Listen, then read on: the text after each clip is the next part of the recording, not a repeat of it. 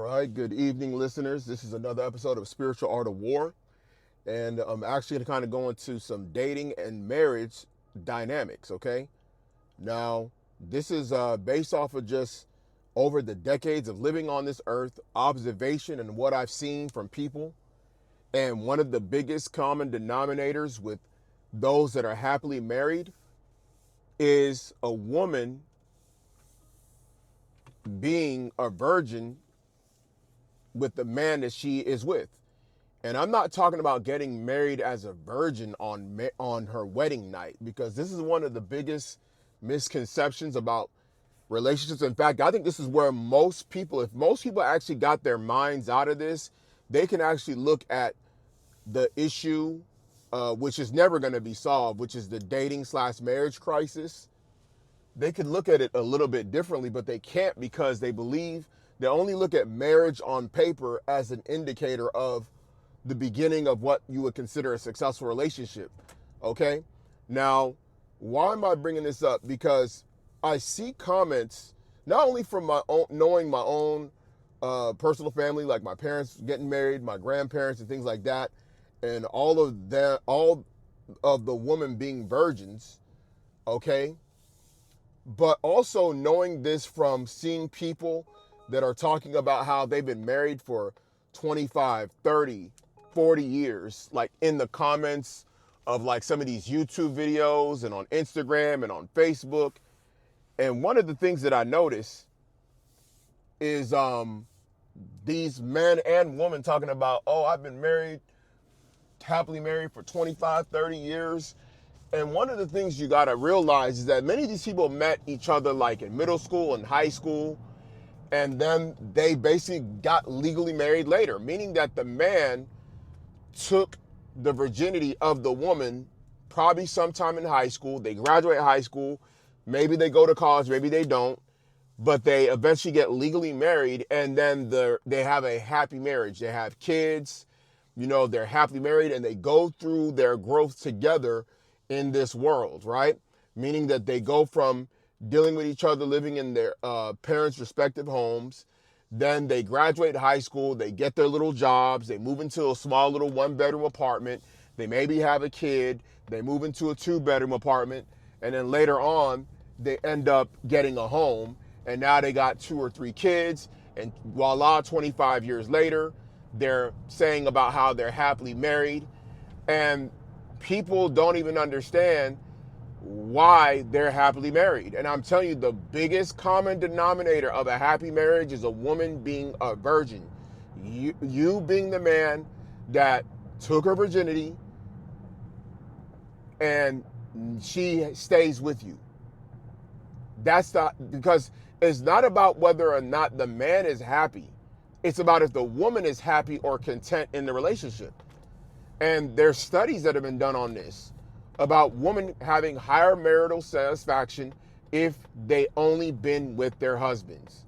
Meaning the only man that they've ever been with sexually is the man that they are also married to.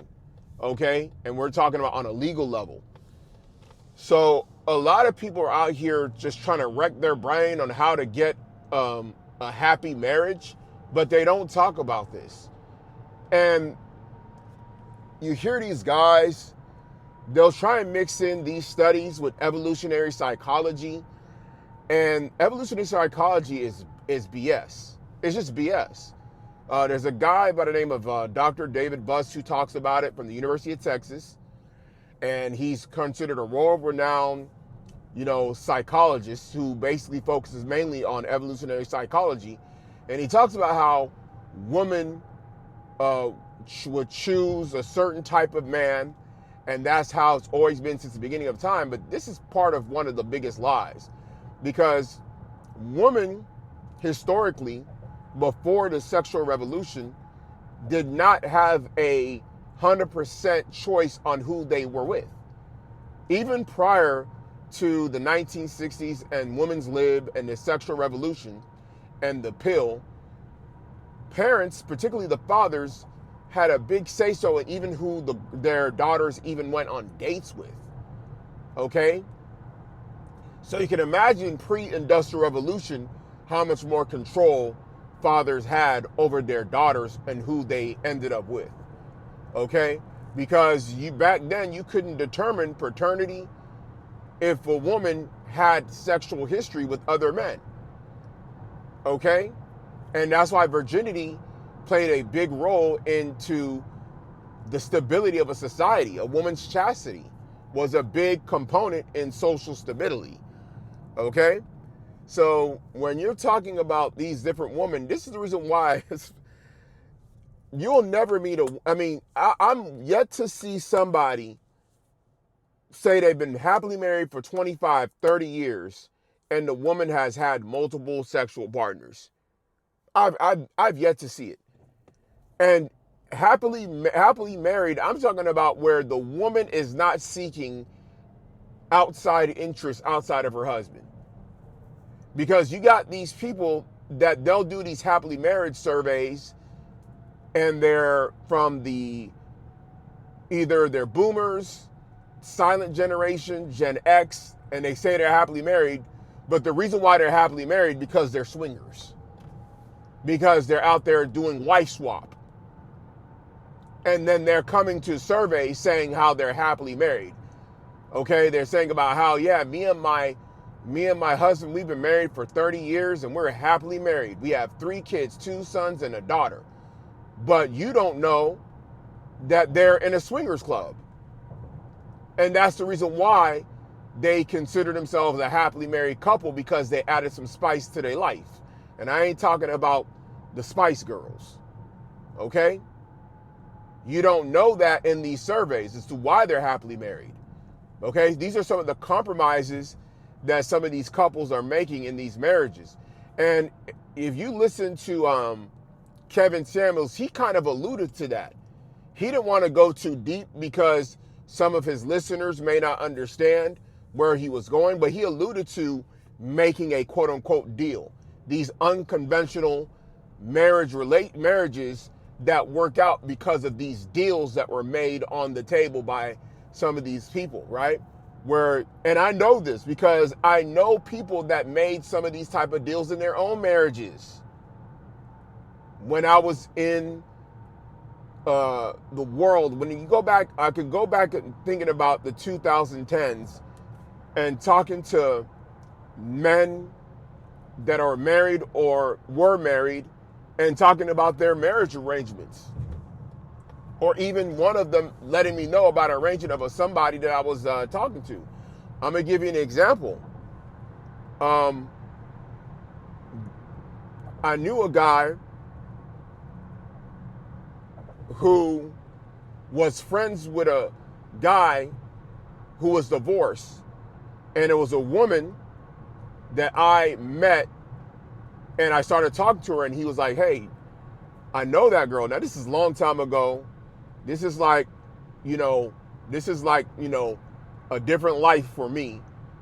And there was a girl that I met and my friend let me know, like, hey, the girl you're talking to, that's one of my homeboy's ex-wives. I was like, oh, snap. So seeing her lifestyle and how she got down was kind of like, whoa, because she was like in a different life. She was in a lifestyle, I'm from Houston. So, about like how they got the whole, strip club and all that stuff. But anyway, this woman was allegedly a dancer as well during the course of the marriage to this man. And not only was she a dancer, now this is a woman that I met. This is a woman that I met. I went on just like a couple of dates with her. Nothing serious. But when I went on this date, she told me about how her and her husband were swingers.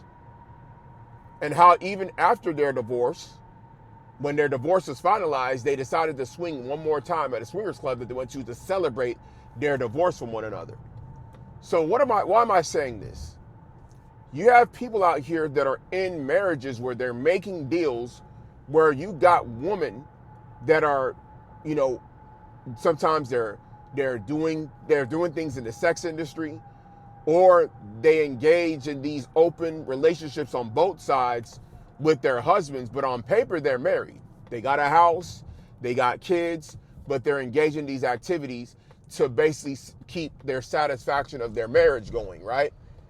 Now, this particular woman, as I kind of like delved deeper into her background, you know, she had she had a traumatic background. You know what I'm saying? And she came from a traumatic situation. Now, she grew up in the U.S., didn't have no accent. She was actually her people are from Latin America. I'm not going to say the country, but I'm going to just put it like this. Like, back when she was younger, when she was being smuggled in, basically, I'm going to put it like this. There was two things that happened to her. One, her dad was part of a drug cartel. I'll just put it like that. And at one point, she was kidnapped for ransom by, I guess, an enemy of her father. Now, this is way back in the day. This is before the drug cartels, as you know now, how they are. We're talking about back like in, I want to say this had to happen like in the late 80s, early 90s to her, just based on her age and when she told me this happened. So I would assume it's probably around the late 80s when this happened. And she was later on freed. Now there's no telling what happened to her if she was assaulted during that, but she was also later on smuggled through coyotes to the U.S., where she ended up growing up.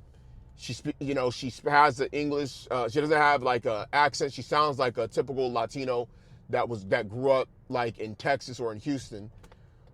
But sometimes these type of incidences happen early on in a woman's life, and it brings trauma, and it leads to a lot of dysfunction into their relationships with men, their romantic relationships that they have with men, and this can lead into marriages. Why am I bringing that up? Because this woman can never really, it'll be very hard for her to have a functional, stable marriage with a man when she's been through certain traumas as a kid. And then it will lead to her having problems as she goes into adulthood, which she'll probably never be able to resolve. And this is just the reality of women that have been through traumatic situations like that, and or they were sexually loose early on in life. And a lot of people, they try and believe, especially men, you got a lot of men that have been told that they can love a woman out of her trauma, and you just can't do it.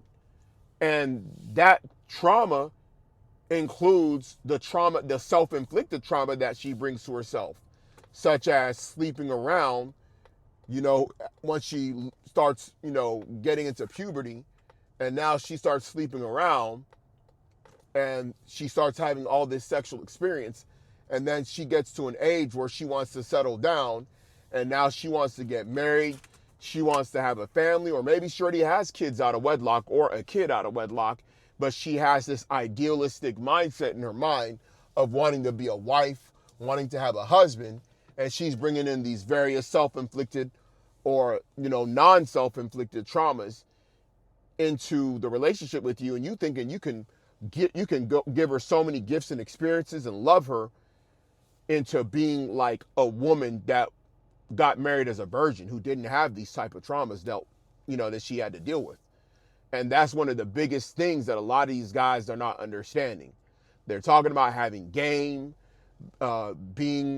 leveling up themselves, getting their body right, getting looks maxing, all this stuff in order to have a better chance of being able to secure a woman long term, and for her to not leave you or have a desire to want to go into the hypergamy and then, throw away the whole relationship.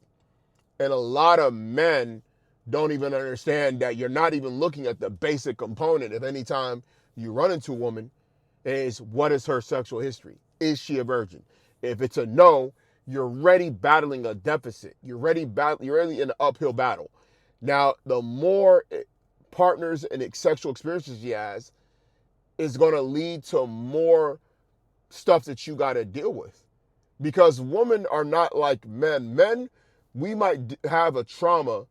We might deal with like our upbringing and deal with different things, and then we have to build ourselves up and we have to learn to deal with it. And men, especially if you're able to stay away from substances, because if you don't have a substance abuse issue, you're able to kind of deal with it better.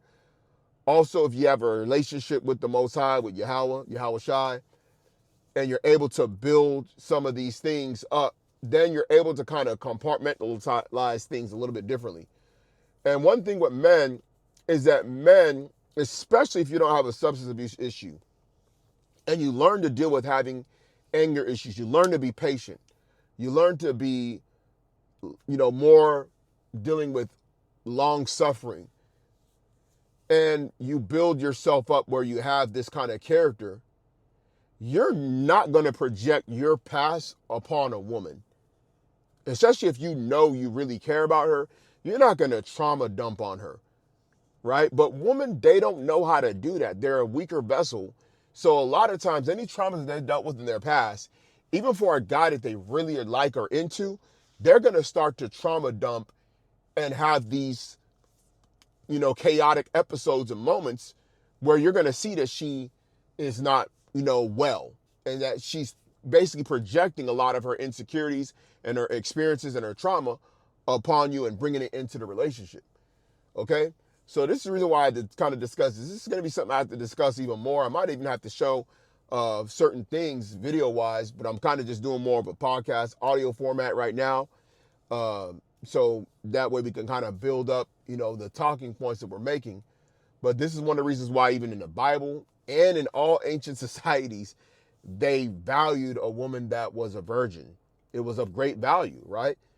And because of the stability that a woman that's a virgin brings into the relationship with a man, the relationship she's going to have with those children, and also the relationship she's going to have with the community at large around her, okay? Because it's going to make her even more reliable as well. And essentially going to make her more emotionally stable, mentally stable. Okay, so this is one of the things that these guys, these red pill guys, sometimes they miss the boat on, because a lot of times these guys are trying to tell you to get better and improve for women that are basically, they're floozies. Okay, they're 304s. So they're wanting you to be all this so you can basically bring all this level of things to a woman that really would lead. You got women out here leaving athletes, bro. You got women out here leaving 6'7", 6'8" athletes making $10 million plus a year that are in the greatest shape in the country. Clouded up, you know what I'm saying? Out here dunking, 360 windmilling on dudes, and women are still leaving these guys, putting them on child support, not happy, filing for divorce. Guys that are Hall of Famers, man, and all these various, and you got guys telling you this stuff, and many of these guys, if you look at the past, the woman that they're dealing with in these situations, these women had been with other men. They had multiple boyfriends. They broke up with other guys to get with these guys, all kind of crazy stuff. So a lot of times, you got to look at some of these things. You really do got to look at some of these things and understand what it is and what it isn't. So, that's what I want to talk about. What is the common denominator to a happy relationship with a woman is her sexual history or lack thereof. All right, so we'll get on to the next episode. We'll talk it up more on some relationship talk. So let me know what you think in the comments. Like, share, and subscribe. I'm out.